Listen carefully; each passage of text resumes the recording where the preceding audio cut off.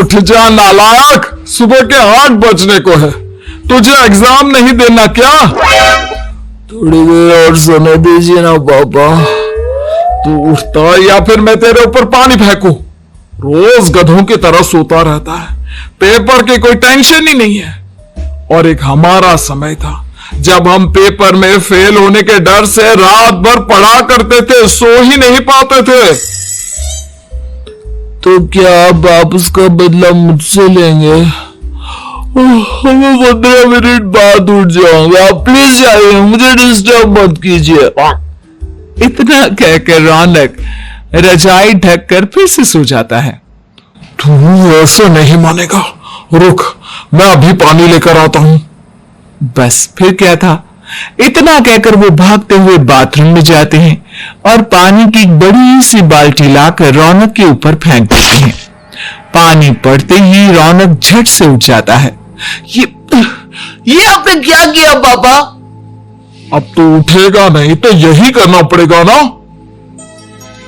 वैसे thanks dad, आपके कारण ना अब मुझे नहाने की भी जरूरत नहीं पड़ेगी।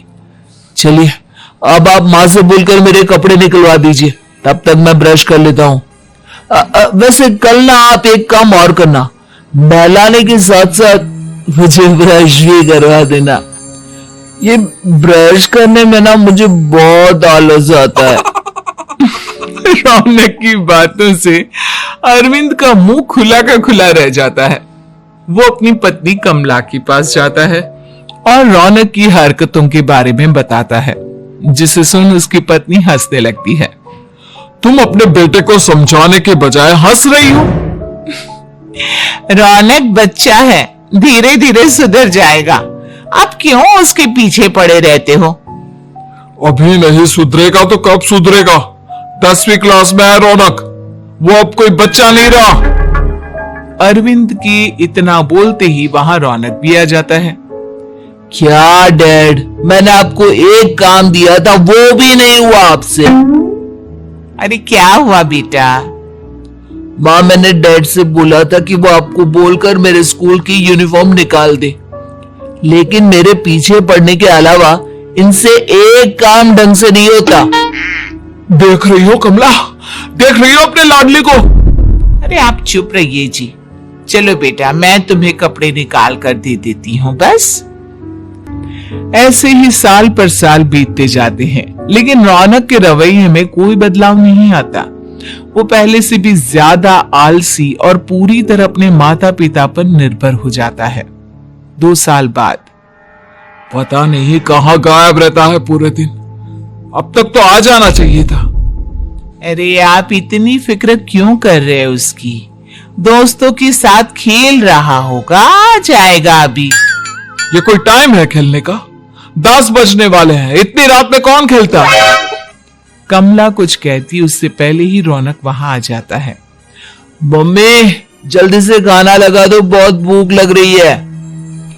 तुम्हें तब तक खाना नहीं मिलेगा जब तक तुम बता नहीं देते कि इतनी रात गए कहां से आ रहे हो।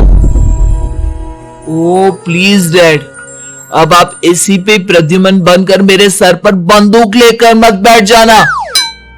अपनी फालतू की बकवास बंद कर और बता कहां से आ रहा है।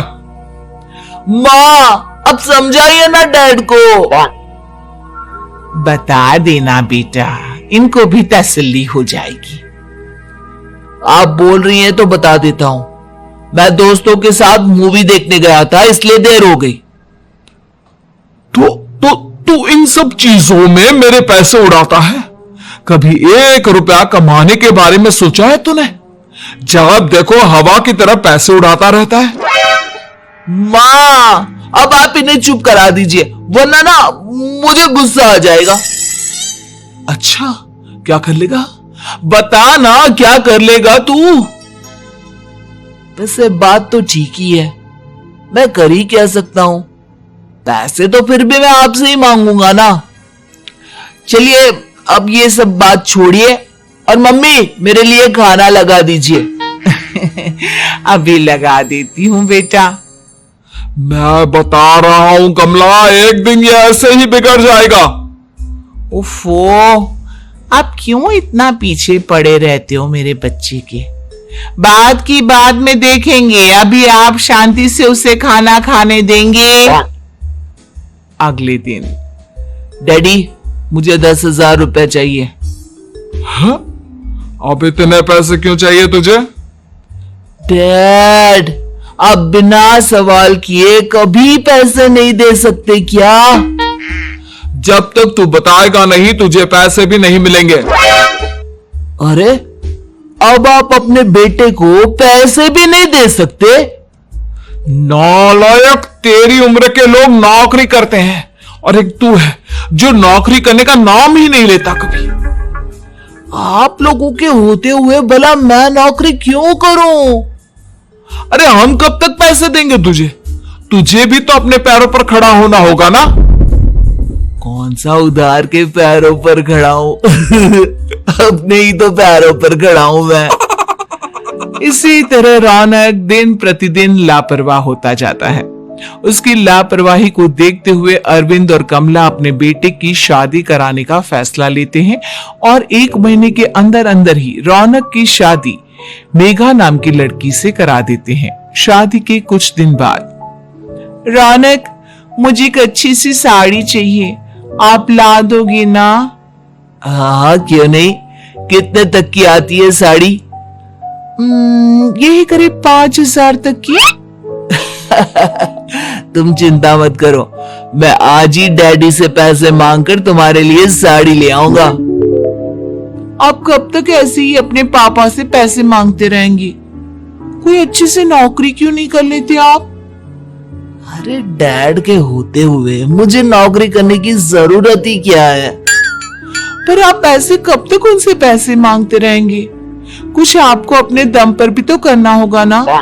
अब तुम भी बाकी लोगों की तरह मुझे ज्ञान देना शुरू मत कर देना। साड़ी चाहिए ना तुम्हें, मिल जाएगी बस। इतना कहकर रौनक अपने पिता से पैसे मांगने चला जाता है। डैडी, मुझे 5,000 रुपया चाहिए। अब 5,000 क्यों चाहिए तुझे? वो मेघा को साड़ी चाहिए थी। अरविंद आगे बिना कुछ कहे चुपचाप उसे पैसे निकाल कर दे देता है। कुछ दिन बाद, तुम्हें नहीं लगता कमला, रौनक हम पर पहले से भी ज्यादा डिपेंड हो गया है? मुझे तो अब उसके भविष्य की चिंता होने लगी है। कल को हमें कुछ हो गया तो वो क्या करेगा? काश तुमने पहले ये सोच लिया होता तो आज हमारा बेटा इतना लापरवाह नहीं होता। तब मुझे कहाँ पता था कि मेरा लाड प्यार उसे इतना बिगाड़ देगा कि वो इस हद तक लापरवाह बन जाएगा। कोई बात नहीं, अभी भी देर नहीं हुई। मुझे पता है उसे कैसे सुधारा जा सकता है। कैसे? अरविंद कुछ कहता उससे पहले रौनक वहां आ जाता है और पैसों के लिए हाथ फैलाने लगता है। डैड, मैं और मेघा बाहर घूमने जाना चाहते हैं।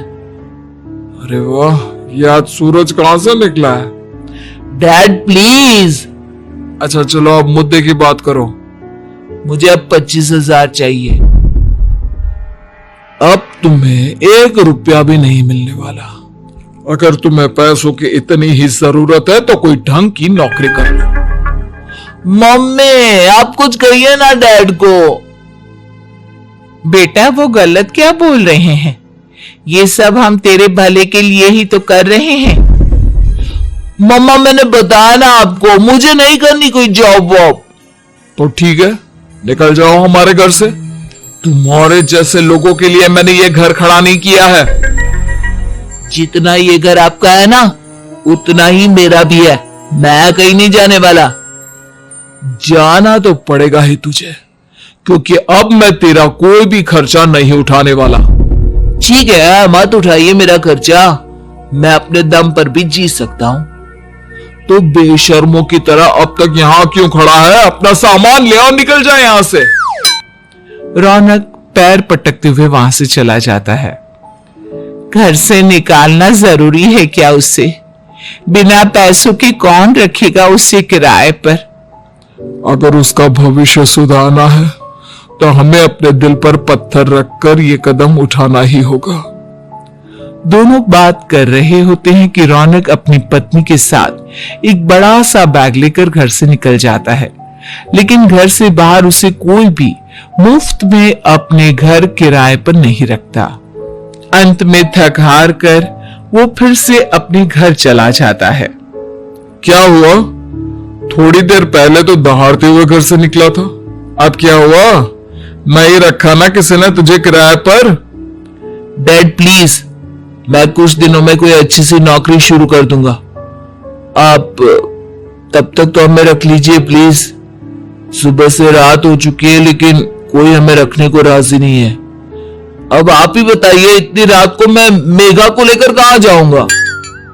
ठीक है ठीक है, बहू की वजह से मैं तुझे घर पर रख रहा हूं, लेकिन तू इस घर में एक बेटे की नहीं बल्कि एक किराएदार की हैसियत से रहेगा। 3 महीने है तेरे पास। इन 3 महीनों के अंदर अंदर मुझे तेरी पहली तनख्वाह हाथ में चाहिए, समझ गया? पक्का डैड, इन 3 महीनों के अंदर अंदर तो कोई बढ़िया सी नौकरी ढूंढ ही लूंगा मैं। ऐसे ही धीरे धीरे समय बीतने लगता है और अरविंद के दिए 3 महीनों में से 2 महीने बीत चुके होते हैं। पापा जी ने हमें 3 महीने दिए थे, जिसमें से 2 महीने तो बीत चुके हैं। अब ये आखिरी महीना बचा है। अरे तुम चिंता मत करो, आज मेरा ना 2 जगह इंटरव्यू है, दोनों में से कहीं ना कहीं तो जॉब लगी जाएगी। अच्छा, all the best. Raunak interview के लिए निकल जाता है, जिसके बाद शाम में रौनक घर आता है। कैसा गया इंटरव्यू? आपकी नौकरी लगी या नहीं? अरे पहले सांस तो ले लेने दो अच्छे से। बताइए ना, मुझसे तो जरा भी इंतजार नहीं हो रहा है। वो दरअसल बात यह है कि मेरी नौकरी तो लग चुकी है लेकिन पैसे बहुत कम है। कितने पैसे हैं? 15,000। इतने में अरविंद और कमला मिठाई का डिब्बा लेकर आ जाते हैं। बधाई हो बेटा। हम जानते थे तेरी जॉब जरूर लगेगी। लेकिन मेरी सैलरी बहुत कम है मम्मा। कम है तो क्या हुआ, धीरे धीरे बढ़ जाएगी। हाँ बेटा, हम तो बस चाहते थे कि तू अपने पैरों पर खड़ा हो जाए। मतलब अब आप मुझे घर से नहीं निकालेंगे? नहीं, ये सब हमने तुझे जिम्मेदार इंसान बनाने के लिए किया था। थैंक यू मम्मी पापा, अगर आप दोनों ऐसा नहीं करते तो मुझे कभी अपनी जिम्मेदारियों का एहसास तक नहीं होता। आज आपने मुझे सिखा दिया कि इंसान का अपने पैरों पर खड़ा होना भी जरूरी होता है। इतना कहकर रौनक झट से अपने माता पिता के गले लग जाता है और अपनी कमाई की पहली तनख्वाह वो अपने माता पिता के हाथ में सौंपता है। इस तरह रौनक एक गैर जिम्मेदार व्यक्ति से एक जिम्मेदार व्यक्ति बन जाता है।